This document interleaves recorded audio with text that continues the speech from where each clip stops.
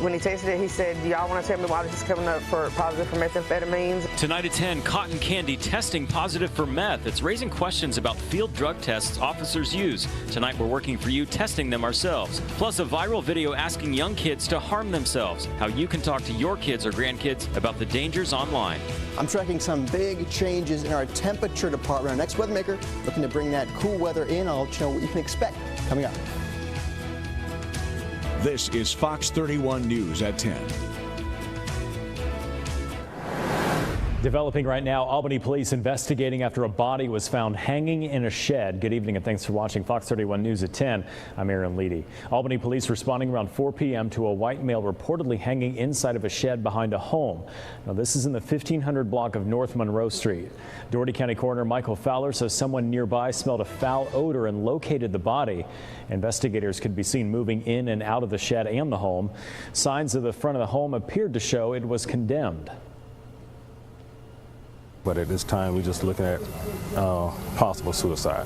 But right now, we just got to rule homicide out once we get over to the morgue. We're getting ready to carry him over to the morgue now to positive ID him and also get in contact with the next of kin.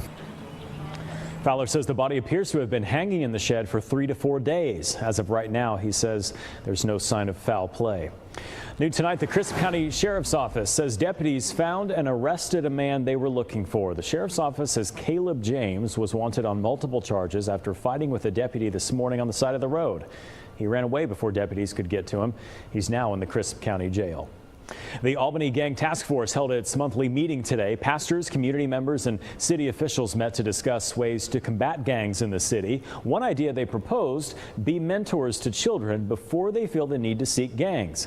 One Albany resident, Blenda Blackshear-Amanqua, says there are ideas out there. We just have to go out and do them. A suggestion she made is meet people where they are. So if we'll just go into the communities and see for ourselves what these people are living like and how they're living, maybe then we'll be more compassionate and we'll be more real about doing the job that we said we are doing. True mentors. APD was also present to give an outlook on gang activity in the city. A House committee approves a bill that would add penalties for those convicted of targeting certain groups. The penalties apply to those who target others because of race, color, religion, and sexual orientation. Under the bill, a misdemeanor offense would result in up to 1 year in prison. A felony would result in up to 2 years in prison. Now, if it becomes law, Georgia would join 45 other states with an official hate crime law. Right now, the city of Sylvester finally has access to drinking water again. 3 main roads in the city lost water for 3 days after a line break. Well, the city finally got the water to clean standards today after the city of Albany helped with the testing. The sewage and water department says the 3 streets affected were completely dry. They didn't have no water at all, and until we got it fixed. And then we did a boil water notice for them, just to be safe. And today we actually got our sample back and it was good to go, so you can go back to normal drinking. Other streets affected were Seabrook, Courtney Drive, and Pamela Drive. The line is still under construction. Continuing coverage tonight, a bipartisan disaster relief bill could provide help to people across the country following natural disasters. In Georgia, the bill will help farmers get back on their feet after losing nearly $3 billion in crops. Our sister station, Wfxl, talked to Senator David Perdue. He says time is of the essence to help Georgia farmers. It was generational, the damage that we saw in Georgia and around the southeast. It was just devastating. We know farmers that are on the verge of losing their farms. What's included is what came from the state in terms of their needs. It's something around $3 billion, which is what we saw as the need coming from the Secretary of Agriculture in Georgia, Gary Black, as well as the governor, Brian Kemp. The bill is expected to have a Senate vote soon. Severe flooding happening in parts of Northern California. Thousands of homes, businesses, and buildings under 8 feet of water in San Francisco after a river flooded. The Russian River submerging areas around it after severe weather and storms brought heavy rain that caused the bank to overflow, reaching its highest level in about 25 years. This driver almost lost control of a vehicle while driving on a slippery highway in Colorado. The driver wanted to merge onto the right side of the highway and didn't notice that a large puddle was in the road. The driver hydroplaned and spun in a full circle before recovering and continuing to drive.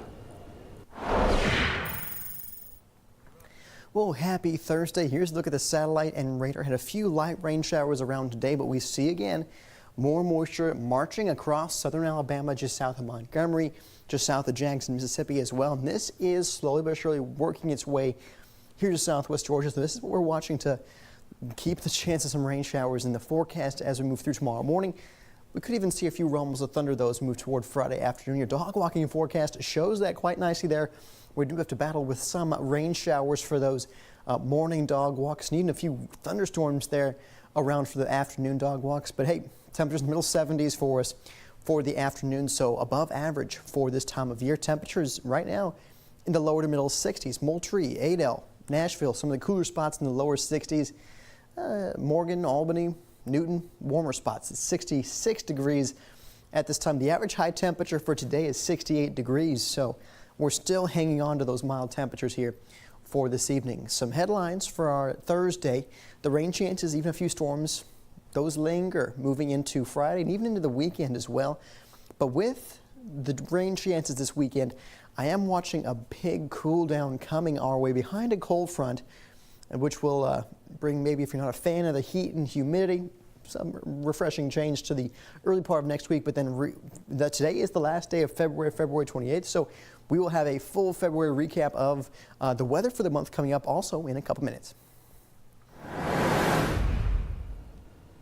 During last year's midterm elections, Georgia had more than 200 problems, according to sworn statements. Now, those statements are meant to support a lawsuit that challenges the way Georgia's elections are run. Problems in the statements include long lines, missing or incorrect voter registration records, and malfunctioning machines. President Donald Trump's former lawyer and fixer, Michael Cohen, back on Capitol Hill for a third day of testimony behind closed doors. Cohen didn't hold back on Mr. Trump as he testified before the House Oversight Committee yesterday. He produced evidence, he said, of the president's duplicity, including what he claimed was a reimbursement check from the president for hush money payments to women who claimed they had affairs with Trump. Cohen also said that during the campaign, Trump knew in advance that Wfxl was about to release a trove of emails damaging to rival Hillary Clinton. And he suggested some issues involving the president are still under investigation by the U.S. Attorney in New York. One of the most critical questions for Cohen is, does he have evidence President Trump colluded with the Russians to affect the 2016 election? So far, that still seems to be up for debate. Chief political correspondent Scott Thuman brings us up to speed. Morning, everybody. Everybody doing good? This time behind closed doors, no cameras. A third day under oath for Michael Cohen, the president's former fixer, and both sides anxious to follow up on Wednesday's answer that he didn't have direct evidence of collusion. I do not. And I want to be clear. But I have my suspicions. He lied a lot, but it was very interesting because he didn't lie about one thing. He said no collusion with the Russian hoax. Professor Todd Belt of George Washington University. And he got some gas in his tank yesterday from the Cohen testimony. Of course, Cohen indicated some other crimes in his testimony that might be considered impeachable offenses. Cohen also refuted reports he'd personally gone to Prague to allegedly meet with Kremlin officials on behalf of Trump's campaign. Have you ever been to Prague? I've never been to Prague. Never have. I've never been to the Czech Republic. Though it made for good TV drama, the more critical testimony might be what we don't see, and from witnesses we know little about. While Republicans contend there is nothing left to investigate, Democrats argue only time will tell. One day we're going to learn a lot more. There's something there, as far as I'm concerned, that doesn't pass the smell test. There's too many connections to Putin. And I believe that if all the facts are known and the truth is out, people would see that Donald Trump should be in the dustbin of history. Is this about as big as we're going to get? We don't know. And the reason we don't know is because we don't have the Mueller report yet. And there may be individuals indicated in that report that members of Congress would very much likely want to pull up and have testify as well. So this may just be the beginning. In Washington, I'm Scott Thuman. We want you to join the conversation about this in tonight's question of the day. Did we learn anything new from the Michael Cohen hearings? You can vote by visiting our website, wfxl.com/question. A dangerous viral video circulating the internet, the Momo challenge, has resurfaced and it's targeting children. The creepy-looking image of a woman's face is now showing up in the middle of children's videos online, telling them how to hurt themselves. In some videos, the challenge also teaches children how to kill themselves. Licensed marriage and family therapist Bruce Kahn says you have to be aware of what your kids are looking at online. If your child does see the video, address it at a level they can understand. A 15-year-old would be a different approach than a 5-year-old. So a 5-year-old is going to have a very basic understanding of things, and you have to be very simple in your ideas of life and death, or harm or help. So I think children can understand something that hurts, something that's good, something that's bad, and we can use that kind of simple language. Now, Kahn says if you're worried that bringing up the video may spark unwanted interest, just ask your kids if they've seen or heard anything scary that day. New tonight, a bill passed to keep your kids safe while they're in the classroom. The safety procedures already in place in local schools. Plus, a new scholarship is in the works to help families pay for private education.